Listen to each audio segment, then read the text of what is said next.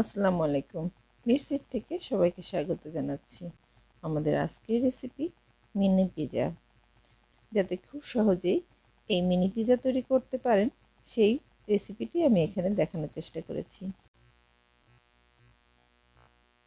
আমি এখানে একটা পাত্রে ঘরে থাকা আটা নিয়েছি 2 কাপ, সামান্য পরিমাণ লবণ, 2 টেবিল চামচ নিয়েছি চিনি আর 2 চা চামচ নিয়েছি ইস্ট। শুকনো উপকরণগুলো আমি একটা চামচ দিয়ে একটু মিশিয়ে নিয়েছি। 1 টেবিল চামচ দিয়েছি তেল আর হাফ কাপ পরিমাণ দিয়েছি কুসুম গরম দুধ। খুব ভালো করে মেখে নিচ্ছি।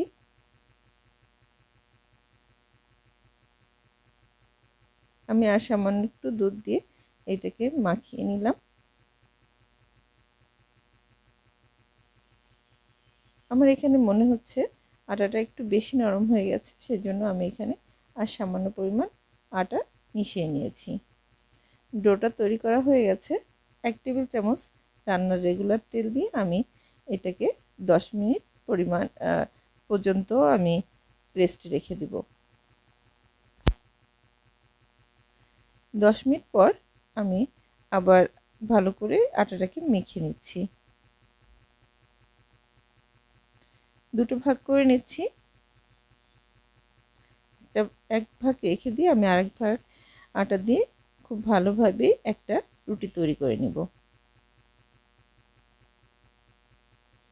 রুটিটা তৈরি করা হয়ে গেছে। এখন আমি একটা লুচি কাটার দিয়ে সুন্দর করে ছোট ছোট করে লুচির মতো কেটে নিচ্ছি। আপনার ঘরে থাকা গ্লাস বা অন্য যে কোনো একটা কাটার দিয়ে কেটে নিতে পারেন। ফ্রাই প্যানে সামান্য পরিমাণ তেল ব্রাশ করে আমি সবকটা রুটি দিয়ে দিয়েছি। তারপর আমি একটা কাঁটা চামচ দিয়ে একটু ছিদ্র করে দিয়েছি। এখন একটু টমেটো সস দিয়ে এর উপরে দিয়ে দিয়েছি ক্যাপসিকাম কুচি এবং টমেটো কুচি। তারপর সামান্য দিয়ে দিয়েছি অরিগানোগুলো সামান্য পরিমাণ দিয়েছি এবং সামান্য পরিমাণ দিয়েছি গোলমরিচের গুঁড়া। এখন দিয়ে দিচ্ছি চিজ। মজারেলা চিজ ব্যবহার করেছি আমি এখানে।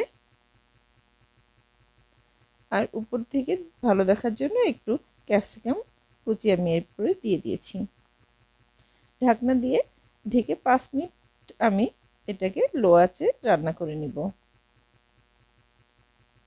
5 মিনিট পরে দেখুন আমার কত সুন্দর সবকটা পিজা খুব সুন্দরভাবে হয়ে গেছে।